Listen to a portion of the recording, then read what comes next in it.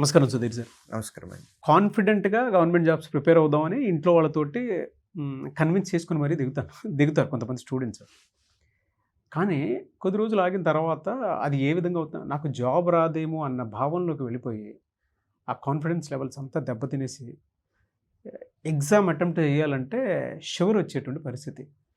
దీన్ని ఎలా హ్యాండిల్ చేయాలి? ఎందుకంటే క్లాస్ రూమ్‌లో జనాభాను చూసినా, అమ్మో! ఇక్కడ నేనసలు నిలబడగలుగుతానా? అన్న ఫియర్ ఒకటి ఉంది. అట్ ద సేమ్ టైమ్ ఎప్పుడైతే అప్లై చేసినటువంటి వాళ్ళు ఎంతమందున్నారు అనేటువంటి కాలిక్యులేషన్ తెలిసినప్పుడు కూడా వీక్ అయిపోతున్నాం. సో, దాన్ని ఎలా హ్యాండిల్ చేయాలి? ఎలా ఓవర్‌కమ్ అవ్వాలి అసలు దాన్ని? ఓకే. నాగరాజు గారు ఇదే ఫీలింగు ఒక్కసారి పాస్ట్‌కి వెళ్ళండి. 5, 6 సంవత్సరాల బ్యాక్‌కి వెళ్ళి అక్కడి నుంచి మొదలుపెట్టండి. 6 సంవత్సరాల క్రితం 10థ్ క్లాస్ ఎగ్జామ్ రాశారు మీరు. 10థ్ క్లాస్ ఎగ్జామ్ కూడా స్టేట్ లెవెల్‌లో ఉన్న మీ ఏజ్ గ్రూప్‌లో ఉన్న అందరూ రాసినటువంటి ఎగ్జామ్. ఆ రోజు కూడా మీకు ఈ భయం వెంటాడింది. అవును. రిజల్ట్ వచ్చిన రోజున ఎంత పర్సెంటేజ్ వస్తుంది? ఎంత మార్కులు వస్తాయి? ఈ ఈ కాంపిటీషన్‌లో నేనెక్కడ ఉంటాననే భయాలు ఆ రోజు వెంటాడాయి. సక్సెస్‌ఫుల్‌గా దాటి బయటకొచ్చాం. ఇంటర్మీడియేట్‌లో కూడా అదే జరిగింది. గ్రాడ్యుయేషన్‌లో కూడా అదే జరిగింది. సో, ఇది కామన్. కాంపిటీషన్ అనేది మనం ఒక టెస్ట్ రాయటం అనేది, ఆ టెస్ట్‌లో మనం పాస్ అవ్వటమా? ఫెయిల్ అవ్వటమా? అనే ఈ ఛాన్స్ అనేది 6 సంవత్సరాల క్రితం నుంచి మనల్ని వెంటాడుతూనే ఉంది. ఇప్పుడు గ్రాడ్యుయేషన్ పూర్తి చేసి కాంపిటీటివ్ ఎగ్జామ్‌కి వచ్చాము అనంటే ఆ ఫేజెస్ అన్నీ సక్సెస్‌ఫుల్‌గానే కంప్లీట్ చేసొచ్చాం. Tension guarantee. No doubt. But అయన్నీ సక్సెస్‌ఫుల్‌గా మనం ఓవర్‌కమ్ చేసి వచ్చాము అన్న కాన్ఫిడెన్స్ మీలో ఉంచుకోండి. ఫస్ట్ ఆఫ్ ఆల్ ఇది చాలా ఇంపార్టెంట్. లైఫ్ అనేది ప్రతిరోజు టెస్టేనండి. అవును. ప్రతిరోజు టెస్ట్. కొన్ని మనకి రిటర్న్‌గా మార్కుల రూపంలో వస్తాయి. కొన్ని పాయింట్ల రూపంలో వస్తాయి. కొంత ఒపీనియన్ రూపంలో వస్తది. సో, ప్రతిరోజు పరీక్షే మనకి. కాబట్టి ఆల్రెడీ మనం అన్నీ దాటుకొని వచ్చాం కాబట్టి ఫస్ట్ ఆఫ్ ఆల్ ఆ కాన్ఫిడెన్స్ ఉంచుకోండి. రెండో పాయింట్, ఒక మనిషి చేయగలుగుతున్నాడు అనంటే అదే పని ఖచ్చితంగా మనం కూడా చేయగలం. ఆ మనిషికున్న నాలెడ్జ్ ఏంటో అది గనక మనం కాపీ చేసి మనలో ఇన్హెరిట్ చేసుకుంటే, మనం నేర్చుకుంటే ఆ మనిషి చేసిన పని ఖచ్చితంగా మనం కూడా చేయగలం. No doubt about it. So, చేయగలమా లేదా అనే దానికంటే ఉద్యోగం తెచ్చుకున్న వాళ్ళు ఏ స్ట్రాటజీతో తెచ్చుకున్నారు, వాళ్ళు ఏ కంటెంట్ ప్రిపేర్ అయ్యారు, ఏ రేంజ్ వరకు ప్రిపేర్ అయ్యారు, వాళ్ళ మైండ్ సెట్ ఎలా ఉంది అనేది తెలుసుకొని దాన్ని మనం తీసుకోవటానికి ట్రై చేయాలి. అది తీసుకుంటే ఖచ్చితంగా మనకు కూడా ఉద్యోగం వస్తుంది. Number 2, number of vacancies are there. Number of notifications are there. నోటిఫికేషన్‌లో మన తన అనే భేదం లేకుండా ఉన్న వాళ్ళల్లో ఎవరు బాగా పెర్ఫార్మ్ చేస్తే వాళ్ళకి ఉద్యోగాలు ఇస్తున్నారు. నాకు తెలిసిన వాళ్ళు కాబట్టి నాకు ఉద్యోగం రికమెండేషన్ అట్లాంటివి ఏమి ఉండవు. Competitive exam open to all, అందరూ రాయాలి. అందరిలో ఎవరు బెస్ట్‌గా పెర్ఫార్మ్ చేస్తే వాళ్ళకి ఉద్యోగాలు వస్తాయి. ఫస్ట్ అటెంప్ట్‌లో ఫెయిల్యూర్ కాంపిటీటివ్. నేను ఆస్పిరెంట్స్‌కి చెప్పదలుచుకున్నాను ఈ స్పెషల్‌గా ఈ పాయింట్‌ని. ఈ ప్రెజెంట్ జనరేషన్ పీపుల్ ఇప్పటి వరకు ఫెయిల్యూర్స్ చూడలేదండి. పేరెంట్స్ కావాల్సినవన్నీ మెజారిటీ మోర్ దెన్ 90% ఆఫ్ కిడ్స్‌కి, 10% బిలో పవర్టీ లైన్ ఉన్న వాళ్ళకి కొన్ని జరగలేదు. I do accept it. But 90% of kids ఈ జనరేషన్ వాళ్ళకి ఫెయిల్యూర్స్ అనేది ఇప్పటి వరకు తెలియలేదు. అది మార్కుల రూపంలో అవ్వచ్చు, వాళ్ళ కోరికల రూపంలో అవ్వచ్చు. పేరెంట్స్ అన్నీ తీర్చేశారు. ఫెయిల్యూర్ చూడటం అనేది కాంపిటేటివ్ ఎగ్జామ్ నుంచి మొదలవుతుంది. ఎందుకంటే కాంపిటేటివ్ ఎగ్జామ్లో సక్సెస్ రేట్ హార్డ్లీ 4% ఉంటుంది.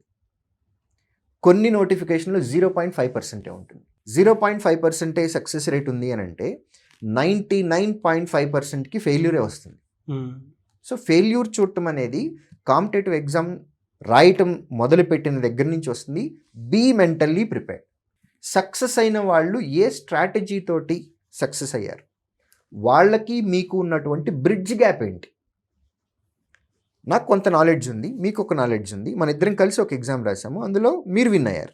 So, I should not say మీకు లక్ ఉంది, నాకు లక్ లేదు, లేదు మీరు వేరే స్టేట్కి అప్లై చేశారు, నేను ఇంకొక స్టేట్కి అప్లై చేశాను, నేను కూడా మీ స్టేట్కి అప్లై చేస్తే బాగుండేది. ఇవన్నీ వద్దు. ఇవన్నీ మనల్ని మనం సేఫ్ గార్డ్ చేసుకోవటానికి మాట్లాడుకునేటటువంటివి లేదా ఆలోచించేటటువంటి పాయింట్స్. అందులోంచి బయటికి రావాలి. మీకు ఉద్యోగం వచ్చింది అని అంటే మీరు నాకంటే బెటర్గా పర్ఫామ్ చేశారు. No doubt about it.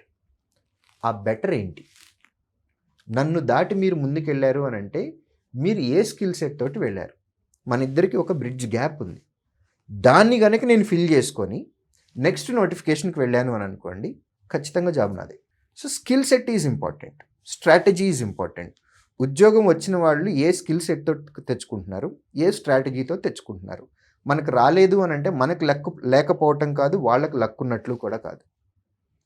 ఇన్ఫర్మేషన్లో, intellectual ప్రాపర్టీలో ఒక బ్రిడ్జ్ గ్యాప్ ఉంది, అది తెలుసుకోవాలి. ఫస్ట్ అది ఫిల్ చేయాలి. నెక్స్ట్ అన్నిటికంటే ఫైనల్గా ఇంపార్టెంట్ ఎగ్జామినేషన్ హాల్. మీరు సంవత్సరం మొత్తం లేదా 6 నెలలు ఎంత బాగా పెర్ఫామ్ చేసినా సరే అల్టిమేట్గా మీరు పెర్ఫామ్ చేయాల్సింది ఎగ్జామినేషన్ హాల్లో. సో ఆ ఎగ్జామినేషన్ హాల్లో ఒక్క సెకండ్ కూడా మీరు వేస్ట్ చేయకుండా every aspirant should try to give their best. ఎలాంటి బెస్ట్ అంటే ఎగ్జామ్ హాల్లోంచి బయటకు వచ్చిన తర్వాత నేను ఇవాళ నా బెస్ట్ ఇచ్చాను, నేను ఒక్క సెకండ్ కూడా వేస్ట్ చేయలేదు, నాకు ఇచ్చినటువంటి టైంని నేను పర్ఫెక్ట్గా వాడాను అనే కాన్ఫిడెన్స్ తోటి బయటకు వచ్చారు అని అనుకోండి నాగరాజు గారు, ఉద్యోగం వచ్చిందా ఉద్యోగం రాలేదా డజంట్ మ్యాటర్, ఆ కాన్ఫిడెన్స్ ఉంటుంది. ఇప్పుడు ఉద్యోగం వచ్చిందా మంచిది, రాకపోతే మరీ మంచిది అనే కాన్ఫిడెన్స్తో బయటకు వస్తాం. దీనికి కూడా నేను ఆన్సర్ చెప్తాను. ఇప్పుడు నేను క్లర్క్ ఎగ్జామ్ అప్లై చేశాను, నాకు ఇప్పుడు ఉద్యోగం వచ్చేసింది అని అనుకోండి, నేను క్లర్క్గా స్టార్ట్ అవుతాను, ప్రమోషన్ తోటి మేబీ ఎప్పటికో పిఓ అవుతాను. క్లర్క్ రాలేదు అని అనుకోండి, నేను నెక్స్ట్ నోటిఫికేషన్కి అప్లై చేసే గ్యాప్లో నన్ను నేను ఇంప్రూవ్ చేసుకొని నేను పిఓ నోటిఫికేషన్కి అప్లై చేస్తున్నాను. నాకు పిఓ వచ్చింది అనుకోండి, మరీ మంచిది కదా. కాబట్టి ఇప్పుడు ఉద్యోగం వస్తే మంచిది, రాకపోతే మరీ మంచిది అనే థాట్ ప్రాసెస్ అనేది స్టార్ట్ అయిపోతుంది ప్రతి ఆస్పిరెంట్కి. ఎప్పుడు అనంటే నేను ఎగ్జామినేషన్కి కావాల్సినటువంటి కంటెంట్ మొత్తం నేర్చుకున్నాను, నాకు ఎగ్జామినేషన్ హాల్లో నాకు ఇచ్చినటువంటి టైంలో ఒక్క సెకండ్ కూడా నేను మిస్యూజ్ చేయలేదు, ప్రతి సెకండ్ని నేను వాడుకున్నాను, నేను ఇవాళ ఎగ్జామ్లో నా బెస్ట్ ఇచ్చొచ్చాను అని ఏ మనిషి కనిపించినా సరే రిజల్ట్ తోటి సంబంధం లేదు, 99.99% వాళ్ళకి సక్సెస్ వచ్చేస్తుంది. సో దానికి తగ్గట్టుగా ప్రిపేర్ అయ్యి మనం వెళ్ళాలి.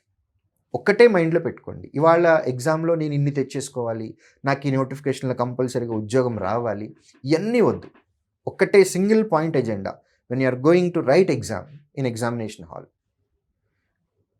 ఇన్ టుడేస్ ఎగ్జామ్, ఇవాళ ఎగ్జామ్లో నేను నా బెస్ట్ ఇచ్చి బయటికి రావాలి, నేను ఒక్క సెకండ్ కూడా వేస్ట్ చేయకూడదు.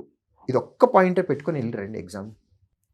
ఒకవేళ ఫెయిల్యూర్ వచ్చిందా, ఎందుకు వచ్చిందో ఇంట్రాస్పెక్ట్ చేసుకుందాం, బ్రిడ్జ్ గ్యాప్ ఏంటి, ఇంకా ఏ సబ్జెక్ట్ ఎన్హాన్స్ చేసుకోవాలి, మనం ఏం తప్పులు చేశామో అనేది మనం చూసుకొని నేర్చుకొని మళ్ళీ నెక్స్ట్ నోటిఫికేషన్కి అప్లై చేద్దాం, ఖచ్చితంగా సక్సెస్ వస్తుంది. True sir. ఒకటి మిస్ అయిందంటే అంటే ఆ ఆలోచనలు కూడా పెట్టుకోవాలి ఖచ్చితంగా. నెక్స్ట్ ఇక్కడ క్లర్క్ మిస్ అయిందంటే పీఓకి నా టార్గెట్ పెట్టుకుంటే ఆటోమేటిక్ మిగతా వాటి మీద బట్ మిస్టేక్ మాత్రం రిపీటెడ్గా చేయకూడదని క్లారిటీ వచ్చింది. Thank you so much sir.